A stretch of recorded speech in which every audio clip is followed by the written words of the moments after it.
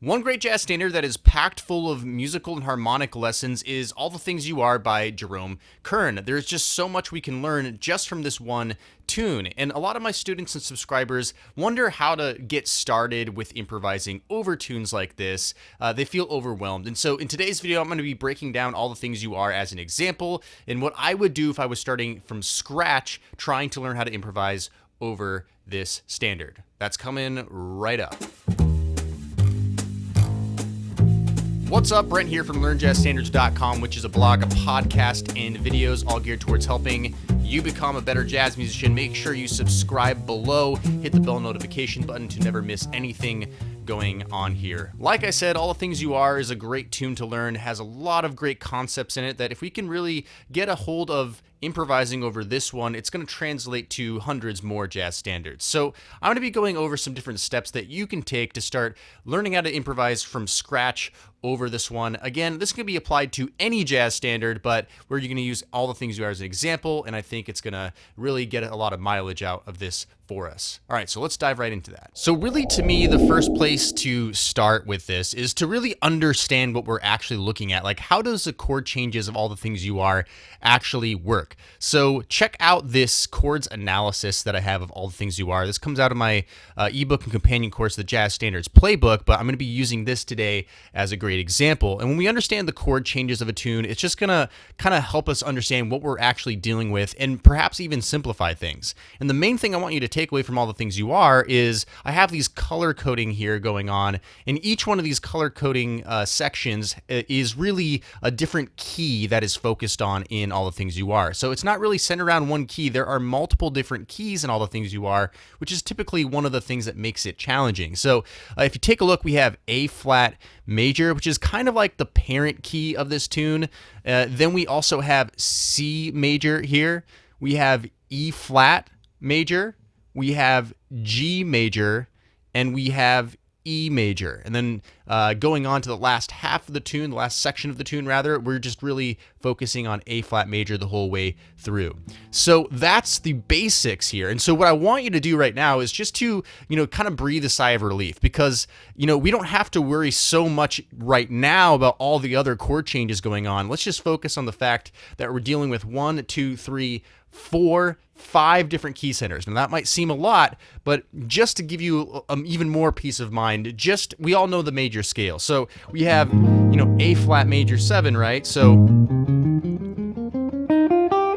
the good news is all the blues sections here, we know that some of these notes, right, are going to sound good. Now, the only thing that we need to figure out is which ones of those notes, right? Because we don't want to just be playing major scales. That's not going to help us sound great, but that can give us some peace of mind. We have C major, so, right? So we know that we can play any of those notes there, like that some combination of those notes is going to sound good, or E flat major, right? Or G major, and finally E major. Right, so if we know that we have these different key centers here, we can just start by going, okay, so all those notes in the A flat major scale, and the C major scale, and the G major scale, and those are all going to work over these different sections of All the Things You Are. And so just already, we're kind of simplifying things, making things a little bit easier for us. Now, the other thing that I want you to notice about All the Things You Are is if you know 2-5-1 chord progressions, you're going to be in good hands. For example, let's take a look at this first 4 bars. We have a 2, a 5, and a 1. We're just going to kind of ignore this 6 chord for right now, because really the big thing that comes up time and time again is the 2-5-1. Now the 2-5-1, this is B flat minor 7, E flat 7, and A flat major 7, right? So these chords in concession with each other, there's the most popular chord progression in all of jazz. So already we're gonna take a look at that there and realize that 2-5-1 is gonna come up time and time again here. If we know how to navigate the 2-5-1, it's gonna make all the rest of this tune so much easier. Now this isn't a 2-5-1 here to C major 7, but it is a 5-1, right? So it's kind of the same thing. We're just leaving out the 2. Take a look here. We have 2, 5, 1 to E flat major, so F minor 7, B flat 7, E flat major 7. Right here we have a 2 5 1 to G major 7, right? And then down right here again, it comes up again, 2 5 1, and then the E major 7 as well, 2 5 1. So knowing your 2 5 1s is obviously going to make this a lot easier. So now we boiled it down. We have 5 key centers. Those key centers, any note in the major scale of each one of those is going to work in some concession, right? And we have 2 5 1 chord progressions. All right. So already this is making things a little bit simple for us. All right, so here's the first place I would start when improvising over this tune, and that would always be chord tones, right? So basically what I want to do is just identify the chord tones of every single one of the chords in this song, right? And the reason I want to do that is because we want to use chord tones as the basis of our improvisation, because the chord tones are going to be those notes that make the chords sound like they're the chords and switching from one chord to the next. I mean, that's really what it comes down to. Like I said, if we just play the major scales over top of all these sections, we're not going to hear the difference between the chords. It's not going to sound great. So you have to start figuring out what notes are going to work. So if we go straight from the top here, so we got the F minor 7 to start with. I'm just going up the arpeggio. So root, minor 3rd, 5th, flat 7th, okay? Now what's the next chord? It's B flat minor 7. So now I'm going to use a little technique called voice leading. And what's voice leading? I'm just going to go to the nearest chord tone that's going to resolve to B flat minor, right? So instead of going up the F minor 7, then up the B flat minor 7 like that, I'm going to connect them together more seamlessly, because when we improvise, we don't want to be starting from the root every single time. That's not going to sound good or be practical. We want to learn how to connect chords together. So I'm going to go, right? And all I did, is I resolved down to the 3rd, okay? That's the 3rd of B flat minor 7. So it was just the nearest chord tone. And there's different ways you can do this, but that's one way to do it right away. So I'll kind of just go through the first handful of bars so you can kind of hear what it sounds like.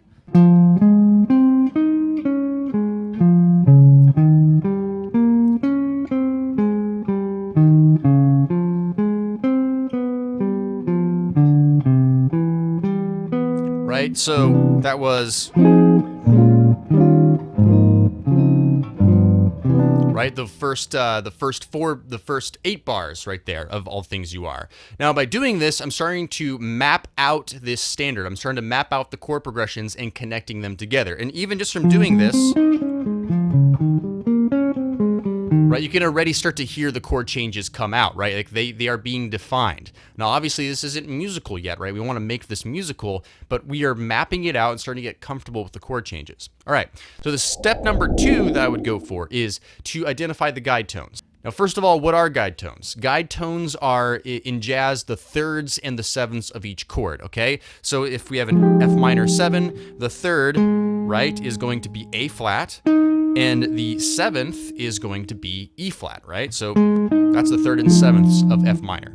So the reason that we target those, or that we want to identify those, is because those are really the chord tones that are changing from one quality of the chord to next, whether it be major or minor or dominant 7th or half diminished or diminished 7th. So those are kind of the ones we really want to target, and especially the 3rds. So what I would do next is just to map this out and get myself feeling comfortable with all the chord changes, I would start going through the 3rds and 7ths of each chord. So, and I'd voice lead them just like I did with the chord tones. So I would go...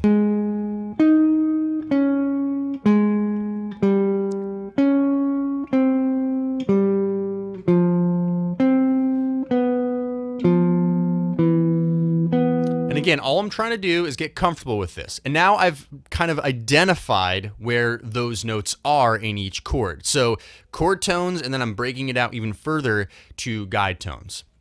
All right, now the next thing that I would do is, now that I kind of have some notes to work with, I'll just start trying to improvise using just half notes. The idea is just to keep things simple. We don't need to complicate things and play complicated lines like...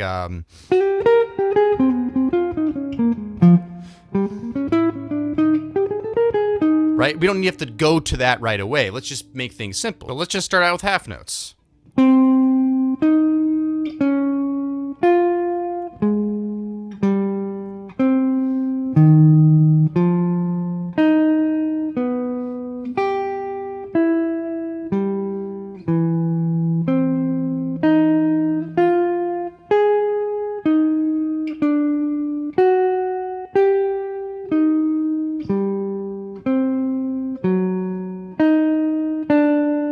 Right? Something like that. Something very simple. And what notes am I using? I'm using a lot of chord tones and a lot of guide tones, all right? Now let's take things to the next level. Let's go to quarter notes.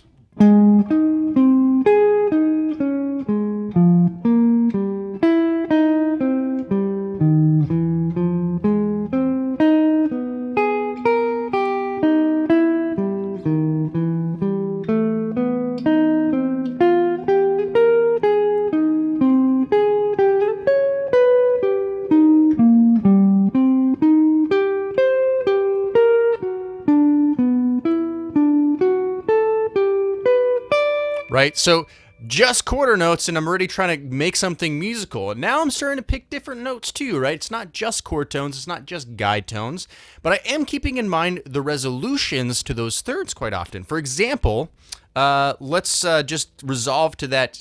Let's start to the D flat major and then go G7 to C major 7. So now D flat major 7. That's the third, right? So keeping in mind those guide tones, because I know that that's going to really give me a sense of moving from one chord to the next, right? So we've got identifying the jazz standard, making sure we understand the chord changes, how it works. In this case, we found out there's 5 different key centers, right? So any notes from the major scale. Then figuring out what are the important chord progressions here. Well, the main important chord progressions is the 2-5-1 chord progression. So if we're constantly learning how to play different 2-5-1 language, like, right? So like a B flat minor 7. Like always working on different language over top of those chord progressions, we're going to get it. Then we have chord tones and voice leading, right? Then we have guide tones and voice leading. Then we start practicing with just half notes soloing. Then we go to quarter notes just soloing. And then after that, once we kind of get more comfortable with the tune, that's where we can start really, exercising different things and maybe isolating just 4 bars at a time. Like maybe just those first 4 bars right there. And just experimenting with different ideas.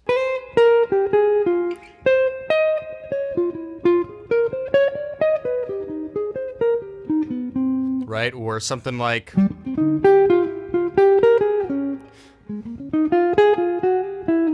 right? Anything, right? You just start messing around with it and you can take it slow, whatever you want to do, and then just piece by piece through the song, start figuring that out. Maybe you have a hard time with some of the transitions between one key to the next. That's fine. You can work on just those 2 chords making that transition. All right, so those are kind of the basics of how I would approach a tune if I was starting from scratch with improvising over this. I want to hear from you in the comments, like what other things would you do when trying to learn how to improvise over any jazz standard? You could also be specific to this one as well. So leave that in the comments below. All right, that's all for today's video. Want to thank you so much for hanging out. I have another video for you, I believe right here. I think right here. Or maybe it's here, but I think it's right here, that kind of goes over other things you can do when practicing jazz standards. So be sure to check that out. Of course, my Jazz Standards Playbook, Volume 1, is up there, which includes the study of this tune. All right, so that's all for today's video. I'll see you in the next one. Make sure you smash that like button, subscribe, and I'll see you next time. Peace.